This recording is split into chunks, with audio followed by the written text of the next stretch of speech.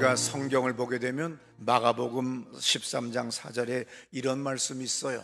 우리에게 이르소서 어느 때에 이런 일이 있겠사오며 이 모든 일이 이루어지려 할 때에 무슨 징조가 있사오리까? 예, 정권이 무너지거나 나라가 망하거나 왕조가 무너지거나 아니면 어떤 인생이 어렵거나 또 아니면 잘 되거나 좋은 일이 생기거나 나쁜 일이 생기거나 무슨 일이든지 항상 징조가 있어요. 저절로 되는 법은 항상 없습니다. 사도행전 16장 6절부터 10절을 보게 되면 사도 바울에게도 성령 하나님께서 계속 이끌어 주세요. 자기의 꿈은 동쪽으로 아시아로 복음을 전하러 가는 거였었어요. 그러나 성령 하나님은 하나님의 계획은 그것이 아니기 때문에 그가 잠잘 때 꿈에서 통해서라도 계속해서 거듭 사도 바울에게 역사하십니다. 그래서 사도 바울이 그제서야 감동을 받고 그 징조를 깨닫고 준비는 하지 않았지만 서쪽 땅, 지금의 그리스 땅으로 갔더니 거기서 르디아라고 하는 여자를 만나게 되고 그 사람의 재정적인 후원으로 오늘날 우리 기독교가 유럽을 향하여 서쪽을 향하여 가는 그런 교두보를 설치하는 놀라운 일을 한 것이 바로 사도행전 16장에 나오는 것을 우리는 볼 수가 있어요. 성경의 징조라고 하는 단어를 찾으면 32번 나옵니다. 감동이라는 단어를 찾으면 30번 나와요. 하나님은 수시로 예수를 믿는 사람이든 안 믿는 사람이든 감동과 징조를 계속해서 주십니다. 그런데 우리는 너무나도 인색하든지 야박해서 아주 이기적이기 때문에 아니면 너무 무지몽매해서 그러한 징조나 감동을 무시하고 나가다가 인생 한 번밖에 없는 인생을 아주 비참하게 살다가 끝나는 사람들도 많이 있어요. 아무쪼록 하나님께서는 복을 주실 때나 또 아니면 어떤 어려움이 올 때 항상 감동과 우리에게 징조를 보여주신다는 것이 성경의 수십 군데에 기록된 걸 압니다. 그래서 어느 날 배랑간 기도하고 싶은 감동이 오면 뛰어오세요. 그러면 그것이 하나님께서 뭘 막아주시든지 나쁜 것을 아니면 뭘 하게 주시려고 기도하게 하신 거예요. 우리가 다니엘서를 읽어보면 뭐라고 합니까? 다니엘이 80이 넘은 노구를 이끌고 자기 나라를 위하여 기도를 하는데 금식 기도할 힘은 없으니까 절식 기도, 그러니까 기름진 거나 좋은 거는 빼고 최소한의 음식만 먹는 절식 기도를 할 때에 미가엘 천사장이 나타났어요. 환상에. 그리고 뭐라고 얘기해요? 내가 당신이 기도할 때부터 응답받아서 우리가 오는데 그렇게 세상에 귀신들이 우리의 진로를 방해할 정도로 어렵게 해서 우리가 물리치고 오느라고 지금 왔다. 그래서 21일 만에 왔다 했더니 사람들이 다니엘 기도라고 하는 이름을 거기다 붙이고 기도하는 사람들이 있어요. 당신들이 뭔데 21일만 합니까? 그냥 다니엘 기도라고 해야지 다니엘 21일 기도는 하지 마세요. 기도는 언제까지 하세요? 응답 받을 때까지 하는 거예요. 엄청난 예언자 다니엘도 21일 만에 간신히 응답 받았는데 여러분 주제에 무슨 21일에 끝내려고 그래요? 기도는 응답 받을 때까지. 봉사하고 싶은 마음이 있으면 봉사하세요. 아이고 왜 이렇게 화장실이 더러워? 더럽다고 느끼는 사람이 가서 닦으세요. 먼저 발견한 사람이 문제를 발견한 사람이 문제를 해결하세요. 그러면 일은 쉬워지고 아름다운 교회가 됩니다. 예배드리고 싶은 마음이 생기면 이게 축복이에요. 그런데 어느 날 자가 영 하나 사더니 자꾸 예배드리는 것이 싫어져요. 또 어느 날 배랑한 구제하고 싶은 마음이 생겨요. 그거 하세요. 보잘것 없지만 놀라운 일이 벌어집니다. 헌금하고 싶은 마음이 생겨요. 그런데 어떤 사람은 인색합니다. 반대로 헌금하고 싶은 마음이 사라져요. 이거 그날부터 잘 되던 인생 문제가 생겨요. 그러므로 모든 것들을 주님께서 감동 주실 때, 징조를 주실 때 겸손하게 마음을 비우고 엎드려 기도하는 여러분 되시기를 축원합니다.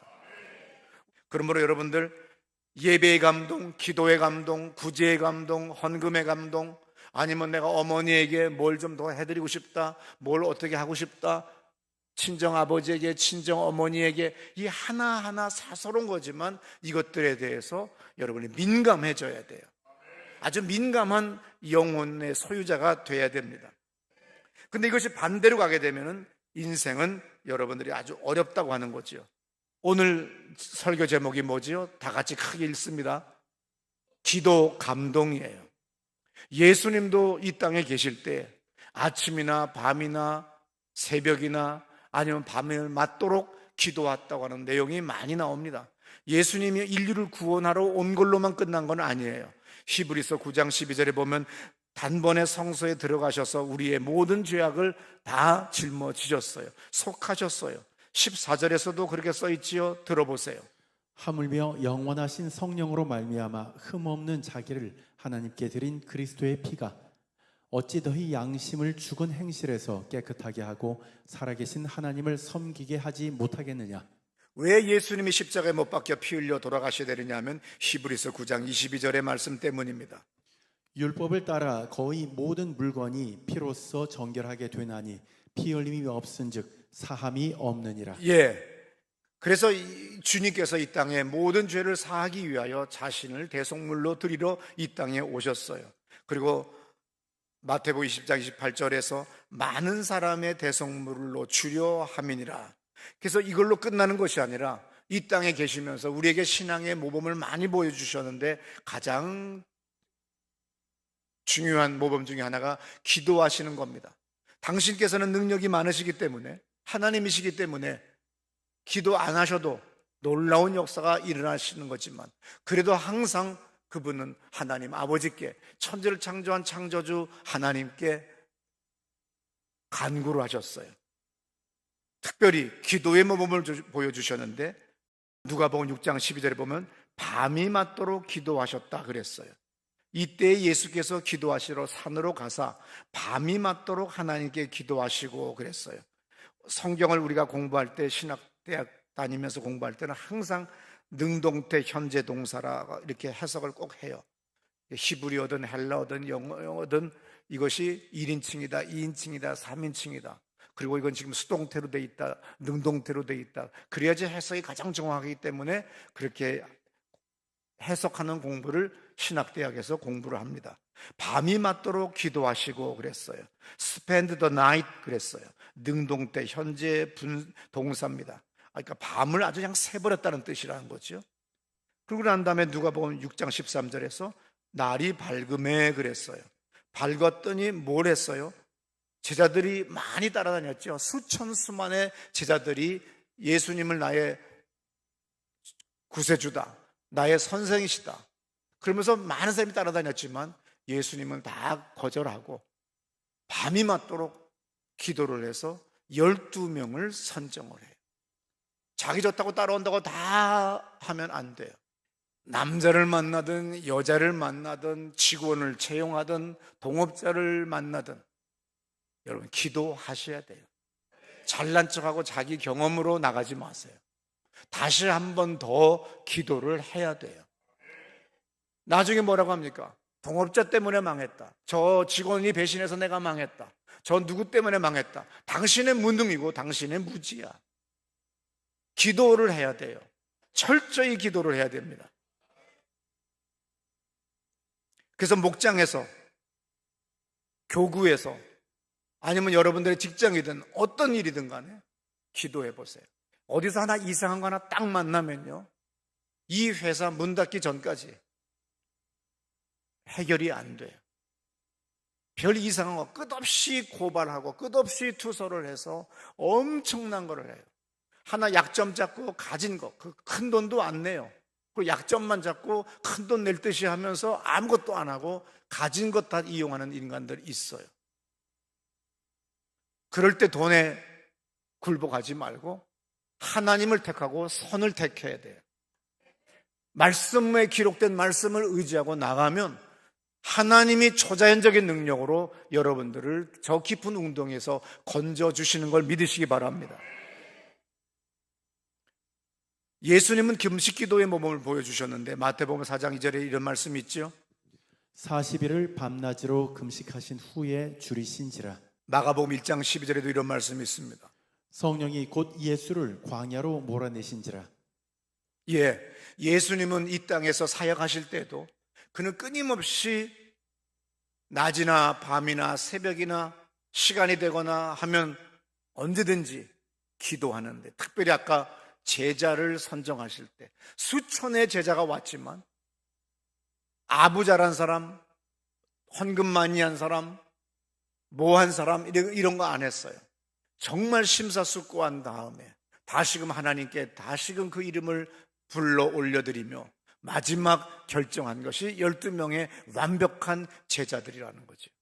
가룟 유다로서의 완벽한 사명을 다 이루었고 베드로로서의 사명을 다 이루었으며 한 사람 한 사람 모든 제자들이 정확하게 사명을 이루었습니다. 이 기도라고 하는 건 장소에 제한이 없는 거예요. 마태복음 14장 13절에 보면 이런 말씀이 있습니다. 무리를 보내신 후에 기도하러 따로 산에 올라가시니라. 네, 산에서도 누가복음 6장 12절에도 보면 산이에요. 마가복음 1장 35절의 말씀 들어보세요. 새벽 아직도 밝기 전에 예수께서 일어나 나가 한적한 곳으로 가사. 네, 한적하면 그 다음에는 기도하는 거예요. 목사는요, 월요일서부터 머리가 돌아가기 시작하는 거예요. 계속 이번 주는 주님이 어떤 설교를 하게 하실까. 그래서 끝없이 책을 읽고 끝없이 성경을 읽고 끝없이 계속 머리를 돌려요. 이걸로 할까? 이 설교를 해야 되나? 감동이 안 와요. 감동이 안 오는 거는 써지지가 않아요. 그 다음 마지막 토요일 날 오전 정도 감동이 팍 오면요, 그 1시간 만에 써버려요. 그러니까 목회도 그만큼 힘든 건데 여러분의 사업은 더 힘든 거잖아요. 여러분의 일터에 가서 일하시는 거 얼마나 힘든 겁니까? 사업이 얼마나 힘듭니까? 기도하면서 운전을 하면서 하세요. 미국 교회 부흥회 했을 때 그 교회 집사님이 이렇게 얘기해요. 운전하면서 고속도로에서 기도하는데 쭉 하다가도 남편 그냥 막 밟으면서 막 간대. 그러고 나면 그 다음에 다시 또 방언 기도가 이제 또 욕했으니까 이제 회개해야 되잖아. 그래서 막 또 방언으로 회개를 막 하면 그렇게 시원하대. 자기는 기도할 곳이 없대요. 크게 기도할 장소가 없대. 그래서 고속도로를 달리면서 기도를 한다는 거예요. 우리도 고속도로가 옆에 있잖아요. 내부순환도로 그냥 뱅뱅 돌면서 기도하세요. 주여, 저 새끼 아버지 하면서 그냥 기도를 하는 거예요. 그러면 놀라운 역사가 일어날 줄로 믿습니다. 마가복음 1장 35절에 이런 말씀이 있죠. 들어보세요. 새벽 아직도 밝기 전에 예수께서 일어나 나가 한적한 곳으로 가사. 가장 중요한 말씀 누가복음 22장 39절에 있습니다. 예수께서 나가사 습관을 따라 감람산에 가심에 제자들도 따라갔더니. 네, 나중에 예수님의 기도는 이제 하나의 습관이 되셨어요. 그래서 그냥 저절로 이제 어디서나 언제나 이 시간이 되면 예배의 시간, 거룩한 독서의 시간, 성경 말씀 읽는 시간이죠. 단 10초라도 출근해서 딱 앉으면 커피 타러 가지 말고 기도부터 해요. 그리고 그냥 힘들더라도 성경 한 장이라도 읽으려고 애를 쓰세요. 아니면 시편 한 절이라도 읽으려고 애를 써보세요. 이번에 몽골 목회자 세미나에서 내가 마가복음을 주제로 설교를 했어요. 그래서 나는 마가복음이 중요하다 이렇게 얘기를 했더니 그 다음 날 몽골 목사님이나 참석하신 분들이 나한테 뭐라고 막 해요. 뭐라고 하냐 했더니 통역이 마가복음 읽었다고, 2시간 만에 다 읽었다고. 여러분 2시간이면 읽을 수 있어요. 여러분들은 천재기 때문에 더 빨리 읽을 수 있어요. 속독으로 어떻게든지 읽고 기도하고 그리고 하나님 도와주세요, 살려주세요 한 다음에 일을 해보세요. 놀라운 일이 일어나는 걸 믿으시기 바랍니다. 오늘 본문 데살로니가 전서 다시 한번 16절, 17절, 18절 읽고 마치겠습니다. 항상 기뻐하라, 쉬지 말고 기도하라, 범사에 감사하라. 이는 그리스도 예수 안에서 너희를 향하시는 하나님의 뜻이니라. 범사에 감사하세요. 쉬지 말고 기도를 하세요. 그럼 모든 일에 기뻐하세요. 이것이 하나님이 예수 안에서 우리를 향하신 하나님의 뜻입니다. 오늘 환경이 어렵고 내가 아프고 병들었어도 문제가 거듭 계속 일어났어도 감사합니다. 주님께서 무슨 일을 하시려고 이런 징조를 보여주시니 고맙습니다. 그래서 제가 주님 앞에 예수의 이름으로 기도하겠습니다. 하나님 아버지, 내 손 잡아 주시옵소서. 우리 다 자리에서 벌떡 일어나서 우리 왼손 번쩍 들고 기도합니다. 내 손 잡아 주세요. 기뻐하겠습니다. 감사하겠습니다. 쉬지 말고 기도하겠습니다. 하나님 역사해 주세요. 기도합니다. 주여!